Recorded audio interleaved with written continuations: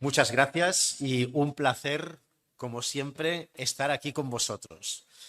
Imaginaros que ahora saliéramos a la calle por diferentes barrios de la ciudad y planteáramos la siguiente pregunta a la gente que nos encontráramos en la calle. Preguntáramos, ¿cuál es el hecho histórico que más ha marcado a la humanidad como tal?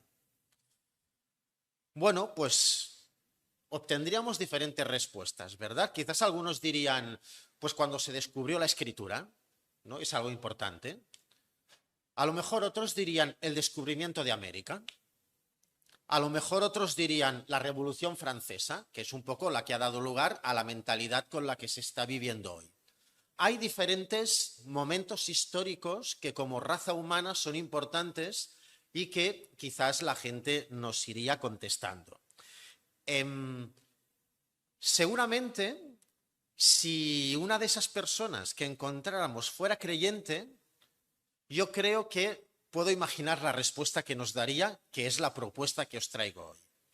Cuando uno coge la escritura, especialmente el libro del Génesis, se da cuenta de lo que el hecho histórico que más ha marcado el mundo tal y como es hoy es la caída que se nos narra en Génesis 3. El mundo, el ser humano, la sociedad serían muy distintos, ¿verdad? Nuestras vidas serían muy distintas si la caída no hubiese tenido lugar.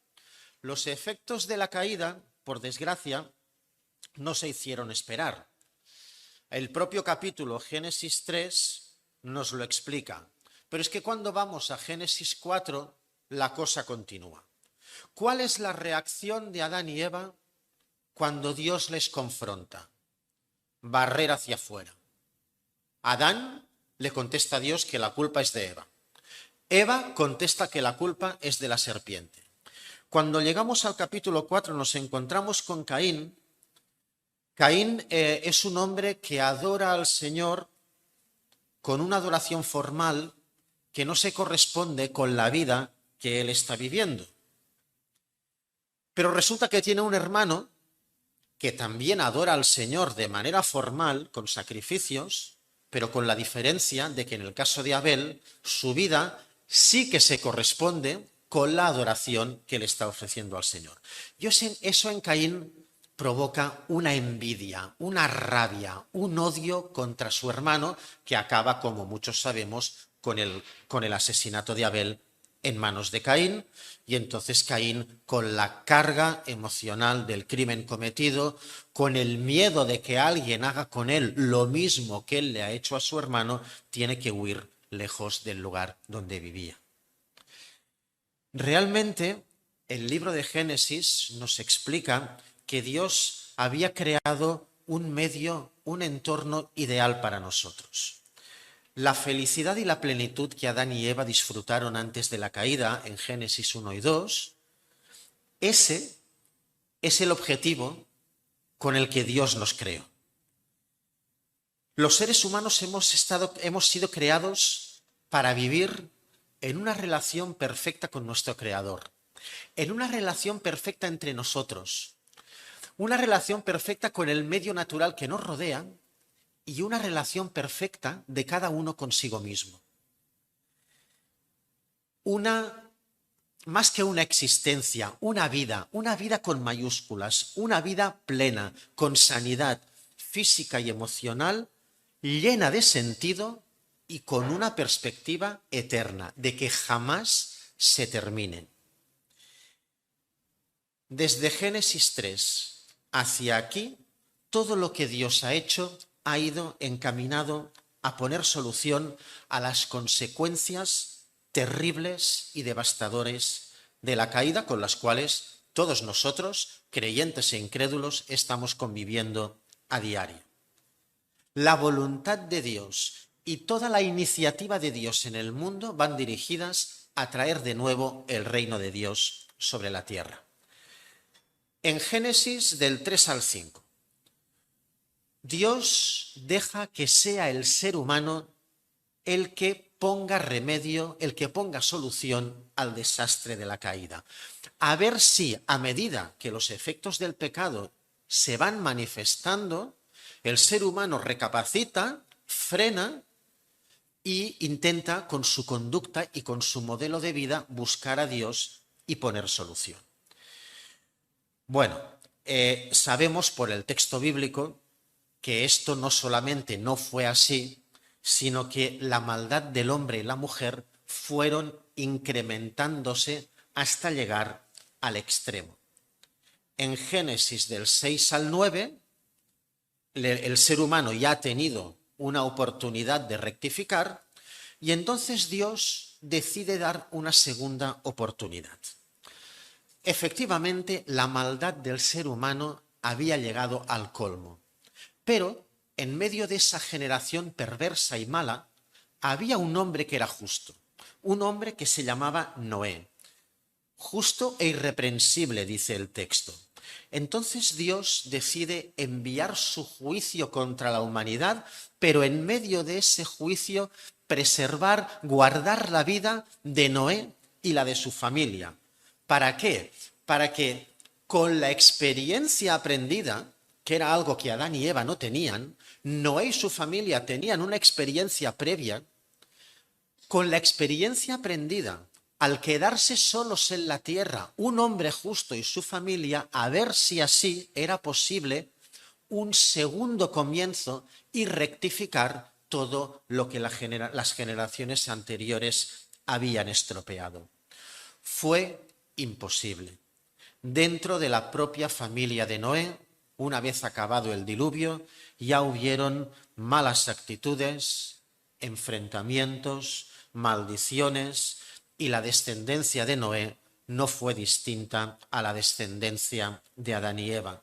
Y entonces llegamos al capítulo 11 de Génesis con una humanidad llena de soberbia, una humanidad que se une levantando el puño contra Dios en actitud desafiante y que acaba dividida y enfrentada, dando lugar tristemente a las naciones. Y entonces llegamos a Génesis 12, que ahora vamos a leer, y cuando uno empieza leyendo Génesis 1 y se alarga hasta el 12, cuando llega el 12 hay un cambio de registro. En Génesis 3:5 hay un cambio de registro, pero en Génesis 12 hay otro. La música cambia. Vamos a leer en Génesis 11 a partir del versículo 31.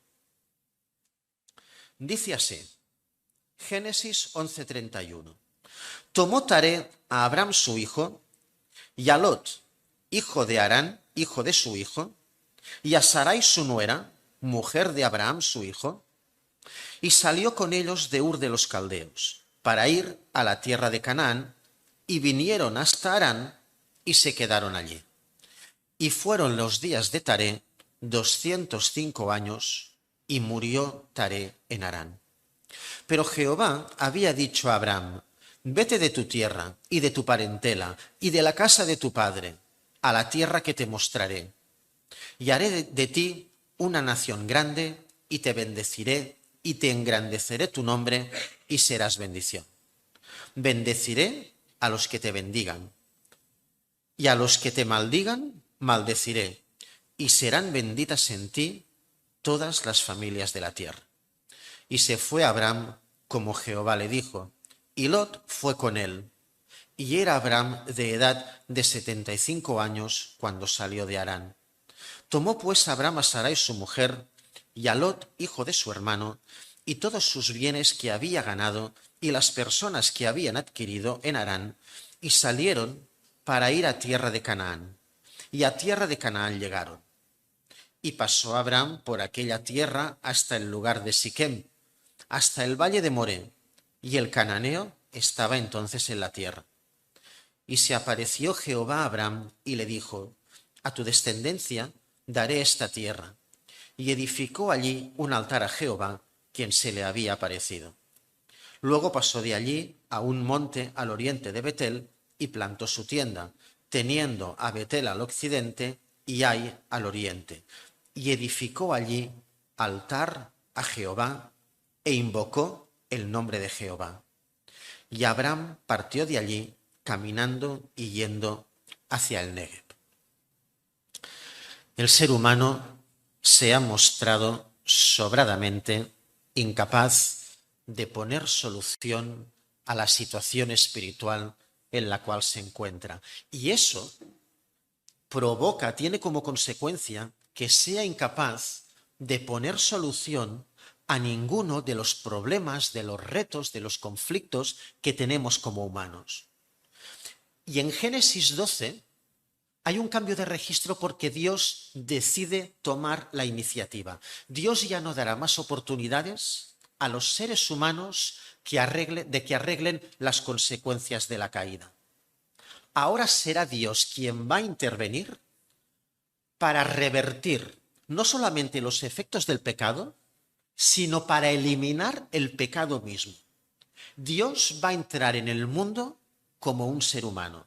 El proceso para introducir a su Hijo en el mundo empieza en Génesis 12 llamando a un hombre y a una mujer, Abraham y Sarai, a abandonar la vida que conocían y trasladarse a un entorno completamente nuevo, a emprender un viaje y a volver a empezar a una edad tan avanzada como la que hemos leído, 75 años.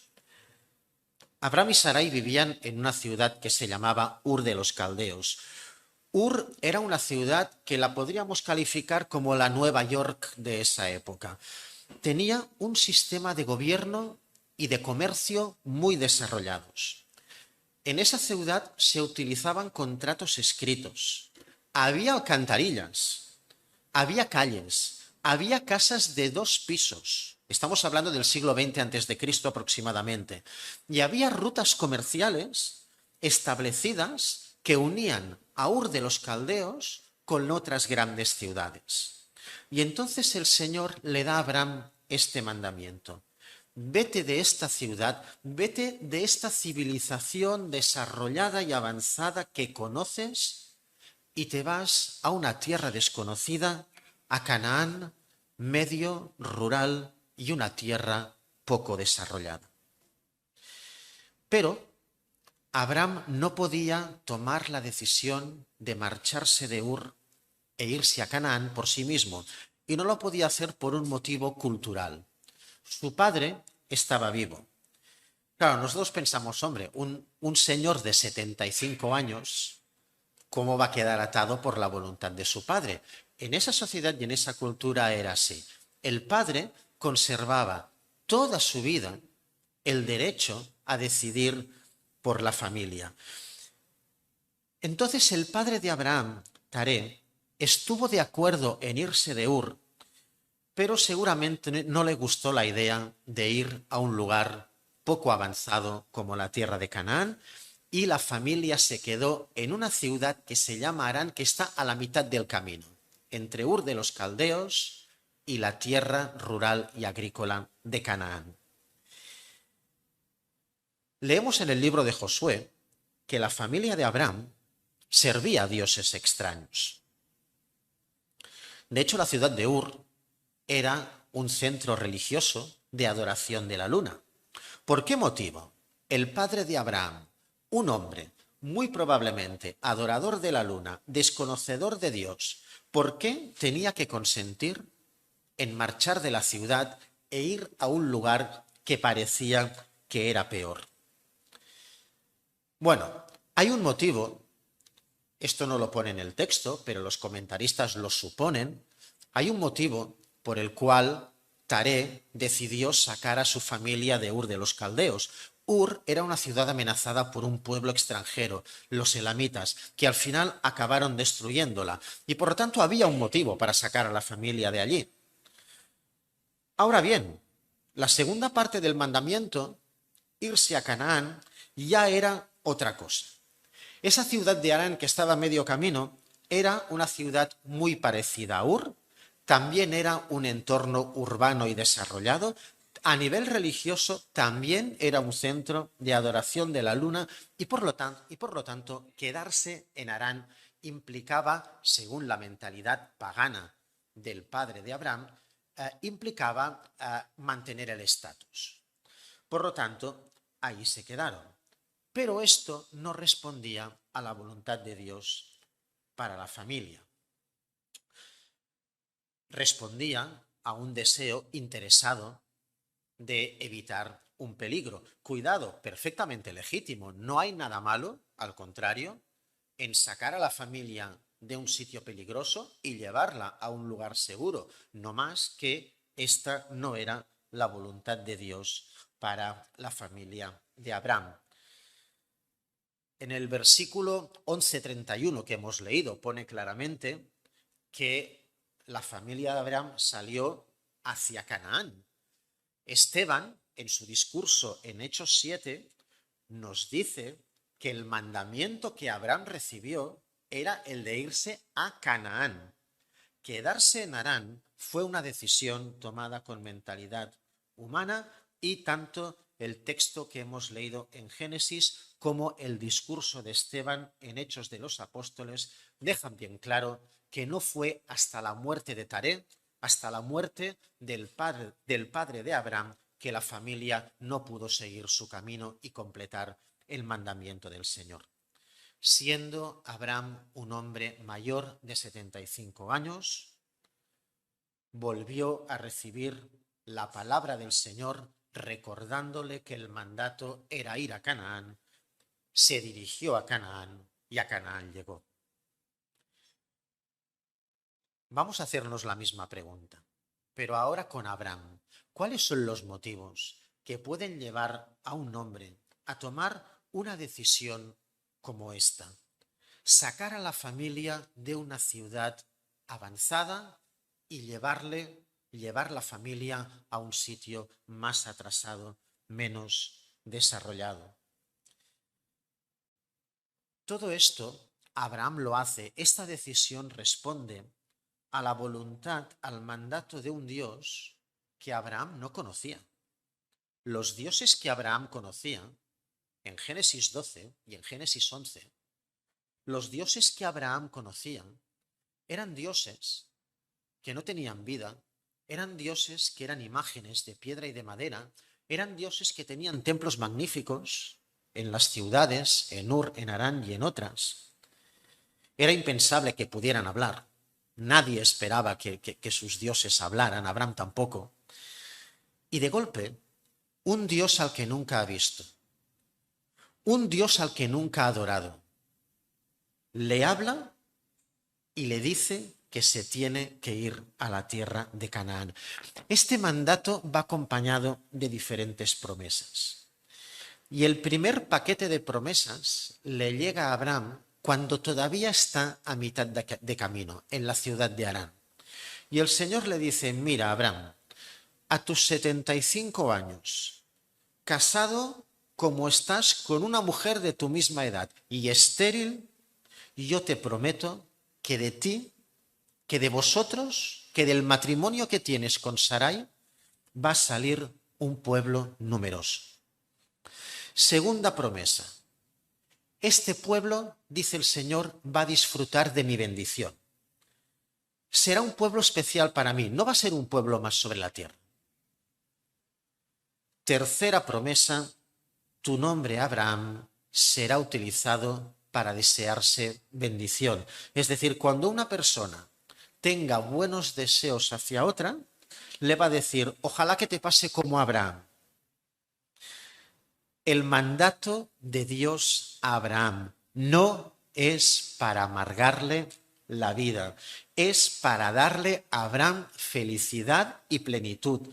Los deseos de Dios hacia Abraham son buenos. Abraham y Sarai no son unas simples herramientas. Dios les ama. Y cuando Dios le manda a Abraham que deje su entorno urbano y se vaya a la rural Canaán, es porque lo que le espera a Abraham en Canaán es muchísimo mejor que lo que tiene en esas ciudades que a él le parecen tan avanzadas. Abraham decidió creer en esas promesas. Esas promesas de un Dios que era opuesto a los dioses que él había conocido durante toda su vida. No lo podía ver, pero lo podía escuchar. La prueba de que Abraham confió en la promesa del Señor es que a sus 75 años se levantó con su mujer, con su sobrino, abandonó la ciudad de Harán y se dirigió a Canaán conforme a la palabra del Señor. En el versículo 7, cuando Abraham y su familia ya han llegado a Canaán, encontramos otra promesa. En esta ocasión, Dios le va a hacer una promesa referente a la tierra en la que se encuentra. Y el Señor le dice, mira, Abraham, levanta la vista. ¿Ves toda la tierra que hay alrededor? Pues esta tierra acabará siendo propiedad de tu descendencia. Esta tierra en la que tú estás como extranjero será de los tuyos. Y Abraham creyó en la promesa del Señor y lo demostró edificando un altar a Jehová, un monumento conmemorativo. Edificando el altar, Abraham estaba dando a entender dos cosas. La primera es que reconocía a Jehová, el Señor, como su único Dios. Desde ese momento en adelante, la luna y los dioses de piedra de Ur de los Caldeos, esos dioses que tenían esos templos maravillosos en las ciudades donde él había vivido, dejaban de tener relevancia en su vida. No les adoraría jamás. Jehová, que se le había aparecido en Ur, que se le había vuelto a aparecer en Harán, que le había traído hasta esa tierra, ese iba a ser su Dios. A partir de este momento, Abraham solamente tiene un Dios. Es un punto de inflexión en su vida. Su Dios es el Dios que le ha hablado y que le ha dado unas promesas preciosas.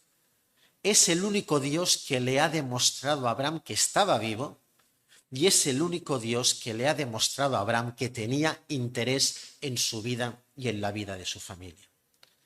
Pero en realidad, este altar significa otra cosa. Edificando este altar, Abraham da a entender, Abraham le está diciendo a Dios, le está contestando a Dios que ha creído en la promesa de que esa tierra sería propiedad de su descendencia. Abraham estaba edificando en un altar en una tierra que no le pertenecía. El dueño de la tierra hubiese podido venir y decirle, Abraham, ¿qué estás haciendo? Edificando ese altar, Abraham está actuando en una tierra extraña como si la tierra fuera suya, porque en un sentido él sabía que lo era. Él no era el propietario formal de la tierra, pero sus descendientes sí que lo harían porque su Dios, el Dios que le había traído hasta allí, lo había prometido. Y la promesa de Dios se cumplió. Abraham no lo vio, pero Abraham vivió en Canaán como extranjero con la seguridad de que la promesa se iba a cumplir. Abraham vio, esto sí que lo vio, cómo su mujer, mayor y estéril, concebía y daba a luz a Isaac. Abraham vio el inicio del cumplimiento de la promesa, pero en su corazón siempre hubo la seguridad de que toda la promesa que él había recibido del Señor se iba a cumplir, como finalmente sucedió. La Escritura nos dice que Abraham fue un hombre justo. Para aquellos que tengáis más interés, quisiera recomendaros durante la semana el capítulo 4 de la carta a los Romanos para complementar la predicación de hoy.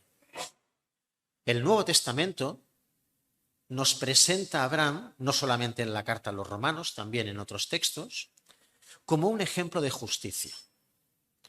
Pero claro, si conocemos la vida de Abraham, este hecho nos puede extrañar. Mirad, el texto que hemos leído es muy bonito. Es todo un ejemplo ver cómo Abraham confió en la promesa del Señor. Pero si hubiéramos continuado leyendo, a partir del versículo 10, se nos hubiese caído el alma a los pies. Es como una bofetada. la segunda parte del capítulo 12. Porque después de ver esta actitud de obediencia y de fe, esta actitud espiritual de Abraham, cómo Abraham abandonó todo lo que él conocía y se entregó al mandato del Señor y confió en el Señor como su único Dios, nos encontramos con un episodio triste, lamentable, en el que Abraham no duda en utilizar la mentira y el engaño para garantizar la seguridad de su familia. Y en lugar de aprender la lección, 8 capítulos más adelante, en el capítulo 20, Abraham va a cometer exactamente el mismo error. Pero hay más, ¿verdad?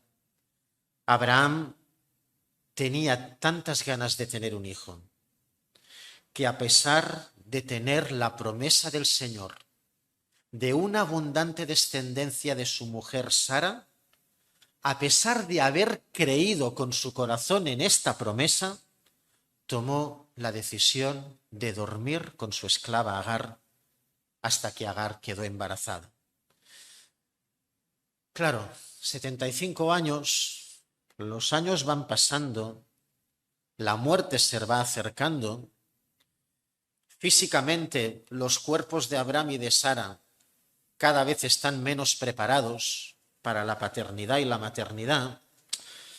Pues hombre, quizás el Señor, quizás cuando el Señor reaccione ya nos habremos muerto, quizás el Señor se le olvide, ¿verdad? Somos tan ilusos que todos hemos pensado así alguna vez.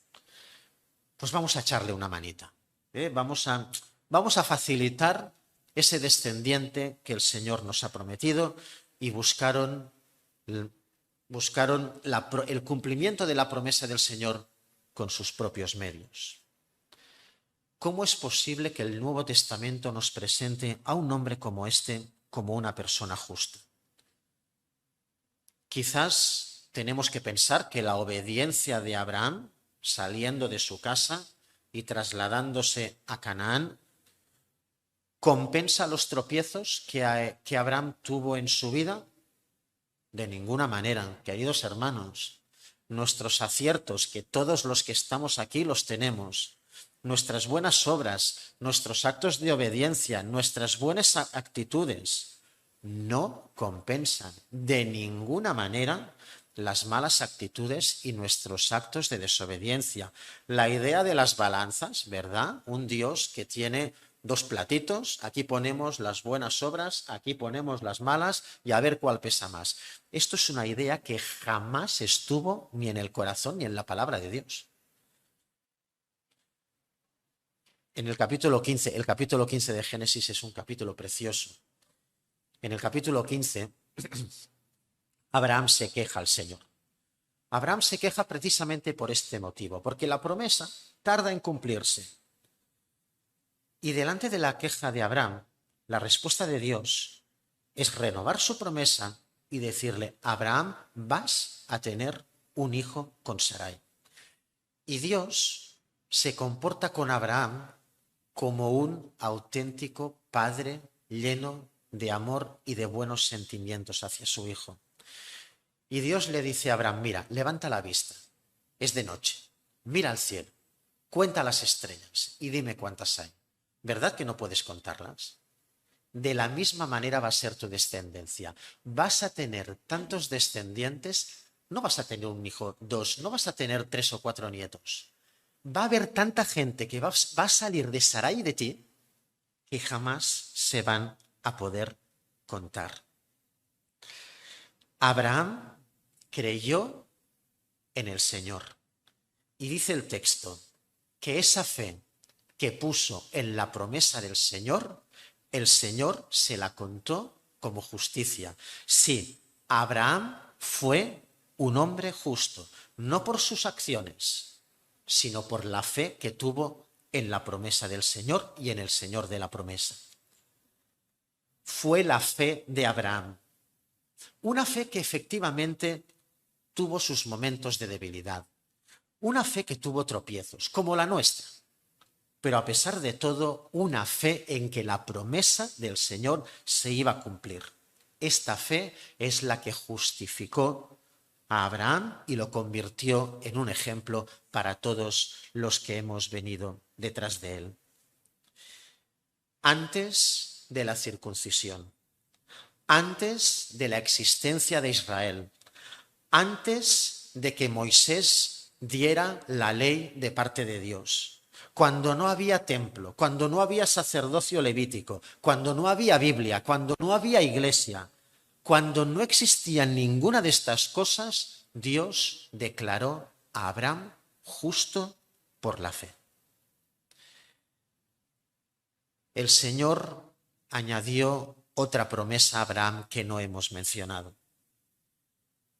El Señor le prometió a Abraham que de su abundante descendencia saldría alguien que traería bendición a todas las familias de la tierra. Esta es la mayor de las promesas que Abraham recibió y, como todas las demás, también se cumplió. Cuando llegó el momento de Dios, no el momento de Abraham. Cuando llegó el momento de Dios, Abraham y Sara tuvieron un hijo, Isaac, conforme a la palabra del Señor. Isaac tuvo dos hijos, Jacob y Esaú. Los dos tuvieron una abundante descendencia, pero Dios escogió solamente a uno, a Jacob, para cumplir las promesas dadas a Abraham. La descendencia de Jacob, el pueblo de Israel, acabó conquistando y se convirtieron en los dueños de la tierra de Canaán que Dios había prometido, en la cual todavía se encuentran hoy después de diferentes vicisitudes. La conquista de Canaán fue larga y difícil, porque una vez Israel hubo derrotado a los reyes de las ciudades que había en la tierra, se asentaron como pueblo sedentario en esa tierra, pero la lucha continuó y continuó contra los pueblos gentiles enemigos que había alrededor de Canaán, pero también aquellos que habían quedado dentro del territorio y que querían destruir a los israelitas. Y no fue hasta el reinado del segundo rey de Israel, David, que se consiguió la paz, esa anhelada Shalom para Israel, sometiendo de manera definitiva a los enemigos extranjeros, a todos los gentiles, tanto los de dentro como los de fuera. Este rey David recibió una promesa semejante a la de Abraham. El Señor le prometió a David que un descendiente suyo sería rey, pero sería un rey especial, porque su reinado duraría para siempre, no acabaría jamás. Al cabo de 1000 años nacía Jesucristo y llegaba por fin al mundo, como celebramos cada mes de diciembre en Navidad, ese descendiente de Abraham que traería felicidad y que ha traído felicidad a todos los pueblos de la tierra, ese descendiente de David que reina para siempre. Un rey que, como hemos recordado, ofreció su vida clavada en una cruz romana para traer paz, perdón, felicidad y vida eterna a cualquier persona que en cualquier nación arrepentida lo quiera aceptar. Jesús, descendiente de Abraham, murió para traer bendición a todas las familias de la tierra de acuerdo con la promesa del Señor. Jesús, descendiente de David, resucitó, subió a los cielos como Rey de Reyes para siempre, tal y como el Señor había prometido. Y hoy la descendencia de Abraham no se puede ni contar, como las estrellas del cielo, como el Señor había dicho. ¿Por qué no se puede contar la descendencia de Abraham? ¿Por qué motivo? ¿Por qué damos por cumplida la promesa del Señor? ¿Porque hay mucho árabe y mucho judío? ¿Verdad? Descendientes de Ismael, descendientes de Israel, son descendientes de Abraham, por lo tanto es verdad, el Señor ha cumplido su promesa. Pues mirad, no es así. No es así porque los descendientes de Abraham, la Escritura deja muy claro que no son sus descendientes biológicos. Los descendientes de Abraham somos todos aquellos que hemos puesto la confianza de nuestro corazón en la misma promesa que él. Los descendientes de Abraham son todos aquellos que estamos llenos de errores, que estamos llenos de tropiezos, que tenemos una fe débil, claro que sí, no lo vamos a negar, sería absurdo, pero que hemos creído en el Jesús que Dios envió. Hemos sido justificados, hemos sido declarados justos sin serlo, como Abraham, no por nuestras obras, no por nuestras acciones, no porque estemos aquí, sino por la fe que hemos puesto en el sacrificio que acabamos de celebrar. Mirad, yo no tengo hijos, pero entiendo que tener un hijo es una de las mayores bendiciones que un ser humano puede tener en esta vida. Pero hay una bendición que es tan enorme, es tan grande, tan profunda, que es aún mayor que la bendición de tener un hijo o tener una descendencia abundante. Y es la bendición de tener un encuentro personal con Dios, de mantener con nuestro Creador una relación como de un hijo hacia un padre y vivir en esta vida con la certeza, con la seguridad de la resurrección y de la vida eterna. Porque como decíamos al principio, los seres humanos hemos sido creados para vivir, para una vida plena y no para la muerte. Y la peor consecuencia que tuvo la caída en Génesis 3 fue la entrada de la muerte en el mundo y en nuestras vidas. Y cuando el Señor le promete a Abraham que su descendencia va a traer bendición a todas las familias de la tierra, está pensando precisamente en esto, en hombres y mujeres de todos los países del mundo, que vamos a vivir felices, porque le vamos a conocer a Él, porque nos vamos a convertir en sus hijos y porque vamos a vivir con Él eternamente. El tiempo ha pasado, han pasado 4000 años desde los tiempos de Abraham.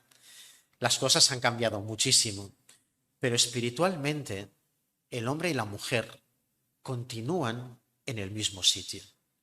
Las palabras que Abraham recibió en un sentido fueron únicas para él, pero en otro sentido, tú, hoy, que estás aquí en esta iglesia o que estás en casa escuchando a través de internet, tú estás recibiendo también las mismas palabras que Abraham recibió hace 4000 años. Mira, si tú eres un hombre o una mujer o un joven o un viejo o un niño, si eres una persona de tu tiempo, que estás viviendo la vida que es propia del siglo XXI, según el modelo que en nuestra sociedad se considera más o menos correcto, no eres tan distinto de ese Abraham o esa Sarai que vivían en Ur de los Caldeos y adoraban a la luna y adoraban a todos los dioses habidos y por haber. Y hoy, un Dios al que quizás nunca habías escuchado, entra en tu vida y te dice, mira, toda tu comodidad, el modelo de vida, la forma de vivir que tú conoces y que para ti es una cosa tan avanzada, olvídate de ella. Olvídate de ella y vente a Canaán. Arrepiéntete. Sí, ya sé que es una palabra que no da buen rollo, pero es que es lo mejor que podemos hacer con nuestras vidas. Arrepentirnos. ¿Y arrepentirnos de qué? Nos contestan nuestros ciudadanos. El Señor te dice hoy, arrepiéntete, esa palabra que no te gusta, arrepiéntete de haberme estado dando la espalda durante toda la vida que llevas viviendo hasta hoy. Hace 2000 años, dice Dios, yo entré en el mundo, me hice igual que tú y ofrecí mi vida humana por ti. Acéptalo, ten fe en este sacrificio de mi Hijo y entrégame tu vida. Sal de Ur de los Caldeos, sal de esa zona de confort en la cual vives tan a gusto y vente a Canaán.